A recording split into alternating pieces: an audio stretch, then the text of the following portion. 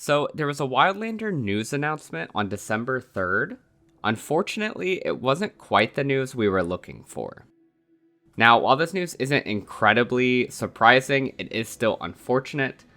Due to a lot of changes within the tech industry, particularly over the last year or so, Dylan, the creator of Wildlander, has been unable to make Wildlander his primary focus due to a lot of the clients that he was getting income from no longer being able to pay for his services.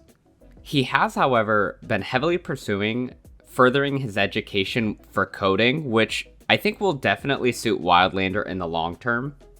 He's doing this additionally to lay a solid financial foundation for his family, which I think is just the right call. You definitely have to put your finances over what would be, unfortunately, the side project in Wildlander.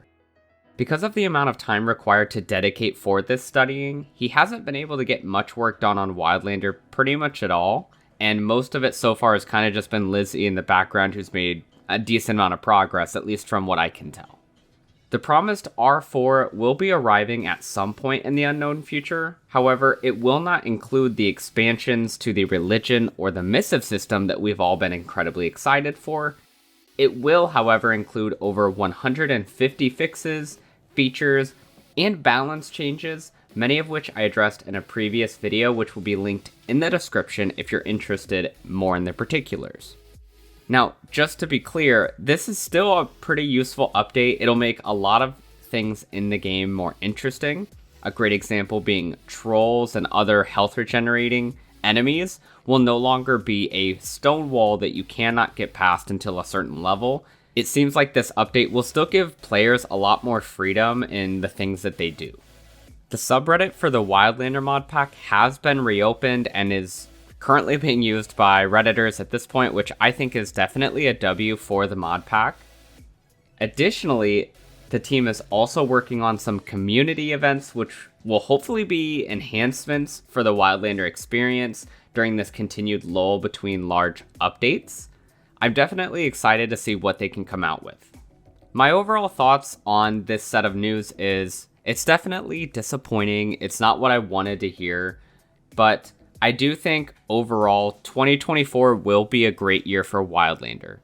I think that Dylan taking this time to lay a financial foundation for him and his family so that once that foundation is laid, the investment of his time into coding will suit the Wildlander community very well, because not only will he have a better understanding to how to do more of the coding, but financially, I would presume that he would be in a better spot because coding tends to pay fairly well, at least here in the US from what I can tell. So that's definitely a plus. In the meantime, it's definitely a bummer, but I do think Wildlander, even in its current state, is fun, especially for newer players or those who are just trying different things inside of the game. And I can't imagine that the 2024 Wildlander will feel nearly the same as the 2023 Wildlander we're currently playing. These are my overall thoughts on the mod pack, the news, etc. What do you guys think? Are you really bummed and you're just going to put the game down until the update comes out? Or are you still chugging along, finding new things and new treats that the team has left for us? Let me know in the comments below. I hope you enjoyed the video. If you did, leave a like. Consider subscribing. Stay safe, Wildlanders.